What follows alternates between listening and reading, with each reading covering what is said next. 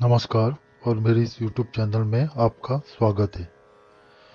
आज मैं आपके लिए कल्याण के कृपानुभूति 2022 का जो अंक है उसके तहत कहानियों की श्रृंखला जो मैंने शुरू की है सत्य घटना के ऊपर, जो भगवान की कृपानुभूति कैसे अपने भक्तों के जीवन में हो गई, उसके आधारित ये कहानियाँ रहती है सत्य घटना पर, जो जो उन भक्तों ने खुद भेजी हैं।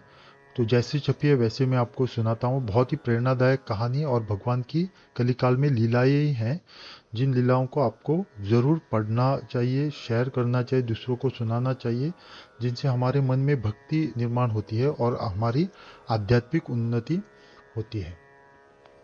तो आज मैं आपके लिए जो कहानी लेके आया हूँ सत्य घटना पर, वो गजेंद्र मोक्ष के पाठ के चमत्कार पर है और शीर्षक भी वही है, गजेंद्र मोक्ष के पाठ का चमत्कार। तो ये उन भक्त ने अपना नाम नहीं भेजा, ये सिर्फ एक भक्त ऐसा दिया है, तो मैं उनको भक्त ही बोलूँगा। तो इनके जीवन में जो घटी हुई कहानी है, जो छपी है वैसे की वैसे मैं आपको सुनाऊंगा। तो इससे पहले मेरी आपसे नम्र विनती है कि अगर मेरा ये वीडियो या चैनल आपको पसंद आया तो आप इसको ज़रूर सब्सक्राइब और लाइक कीजिए और इस वीडियो को ज़रूर शेयर कीजिए, ताकि दूसरों को भी इसका लाभ मिल जाए। और बेल आइकॉन दबाना ना भूलिएगा, ताकि आगे भी आने वाले वीडियो आपको सबसे पहले मिल जाए। तो कहानी हम शुरू करते हैं। जैसे मैंने बताया, कहानी का शीर्षक है गजेंद्र मोक्ष के पाठ का चमत्कार। उससे पहले और एक विनती है मेरी कि जाते वक्त आप कमेंट बॉक्स में अपने इष्ट देवता का या अपने किसी भी भगवान का नाम या मंत्र लिख के जाइए, क्योंकि जो लिखता है उसको तो पुण्य फल मिलता है, पढ़ता है उसको भी पुण्य पुण्य फल मिलता है। और जैसे जैसे लोग पढ़ते जाते हैं तो आपको भी थोड़ा थोड़ा पुण्य फल मिलता जाता है। तो ये बहुत ही प्रभावी है, ये भी एक उपाय ही है अपने जीवन में कष्ट दूर करने के लिए। तो कहानी शुरू करते हैं। कहानी का शीर्षक है गजेंद्र मोक्ष के पाठ का चमत्कार, जो एक भक्त ने भेजी है। उन्हीं की भाषा में इस प्रकार है। मानव जीवन में घटनाओं का घटित होना स्वाभाविक है, किंतु कुछ घटनाएं ऐसी होती हैं जिनकी अमिट छाप जीवन पर्यंत बनी रहती है। ऐसी ही एक घटना मेरे जीवन में घटी है। मेरे पिताजी की 57 वर्ष की मध्यायुग तपेदिक से मृत्यु हो गई, जिससे मेरी माताजी को 42 वर्ष की लंबी अवधि तक दुस्सह वैधव्य जीवन व्यतीत करना पड़ा। हम 3 भाई हैं, सभी शिक्षित, संपन्न तथा राजकीय सेवाओं में उच्च पदस्थ है। मैं बड़ा हूँ। काशी में हमारा एक बड़ा मकान है। पिताजी ने इसी मकान में शरीर त्यागा था। इसी कारण माताजी काशी में तथा इसी मकान में रहना पसंद करती है। नौकरी में मेरा स्थानांतरण एक जिले से दूसरे जिले में होता रहता था। 2 भाई अपने परिवार सहित काशी में ही रहते थे। माँ की काशी निवास की रुचि के कारण वे छोटे भाइयों के साथ ही रहती थी। अतः मैं माताजी को अपने साथ रहने के लिए अधिक जोर नहीं दे पाता था। वैसे वे 3-4 वर्षों बाद कुछ दिन के लिए मेरे पास भी आकर रह जाती थी। जब तक वे स्वस्थ रही, घर के काम काज में हाथ बटाती रही। लेकिन बीमारी के कारण अस्वस्थ हो जाने पर भाइयों द्वारा उनकी उपेक्षा होने लगी।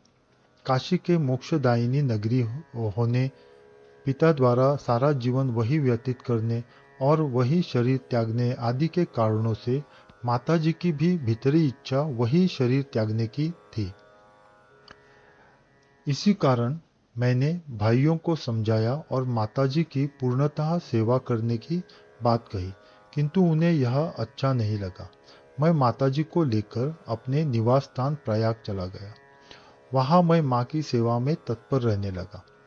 प्रयाग आने, सेवा होने तथा स्नेह मिलने से माताजी का स्वास्थ्य बहुत सुंदर हो गया। तथापि कुछ दिनों बाद गले में तपेदिक की गिल्टी हो जाने के कारण माताजी का स्वास्थ्य पुनः काफी गिर गया। उन्होंने चारपाई पकड़ ली। उनकी यह दशा देखकर मैं बहुत परेशान हो गया। भाइयों एवं पारिवारिक जनों से कोई सहयोग की आशा नहीं थी। अस्पताल में कैसे रह पाऊंगा? बार बार घर का आवागमन, दवा की व्यवस्था, मरीज की देखरेख अकेले कैसे संभव होगी? घबराकर मैं एक विद्वान पंडित जी महाराज के घर गया। उन्होंने संकट निवारण हेतु गजेंद्र मोक्ष का पाठ करने के लिए कहा। पंडित जी के निर्देशानुसार मैं अत्यंत मनोयोग से सविधि गजेंद्र मोक्ष का पाठ करने लगा। 20-25 पाठ करने के उपरांत स्पष्ट सुधार दिखने लगा और गिल्टी से मवाद निकलना काफी कम हो गया। 10-15 दिनों में वह भी समाप्त हो गया और घाव भर गया। लगभग 100 पाठ होते होते वे उठने बैठने लगी तथा अपना नित्य कर्म नियम से करने में समर्थ हो गई। इस प्रकार गजेंद्र मोक्ष के पाठ ने हमारे ऊपर कितनी कृपा की है वह मैं सोच भी नहीं सकता था। मेरी माँ जो 2 माह पूर्व भोजन का एक ग्रास भी नहीं निगल सकती थी, अपने नैतिक कार्य भी नहीं कर सकती थी, वे 108 पाठ समाप्त होते ही समस्त कष्टों से छुटकारा पा गई और श्रद्धापूर्वक जीवन पर्यंत गजेंद्र मोक्ष का पाठ करती रही तथा अंत समय में भी इस स्तोत्र का पाठ करते हुए ही परलोक सिधार गई। यह है इस स्तोत्र का चमत्कार कि रोग नाश के साथ ही साथ परम मुक्ति भी प्राप्त हो गई। अब यह स्तोत्र मेरे जीवन का प्राण बन गया है। ये कहानी इतने पर ही समाप्त होती है। बहुत ही रोचक कहानी है जो भक्ति भाव को बढ़ाती है। ऐसी कहानी सुनने से जो पुण्य फल मिलता ही है भगवान की लीला सुनने से, अगर दूसरों को भी सुनाया या शेयर किया तो भी आपको पुण्य फल मिलता है। और इससे क्या होता है कि हमारी जो आध्यात्मिक उन्नतियाँ होती है, कोई साधना करता है, कोई भक्ति करता है, जो तो आध्यात्मिक उन्नति होती रहती है और वो भक्त ऊंचे स्तर पर पहुंच जाता है। तो ऐसे कहानियों को खुद भी रोज सुनना है।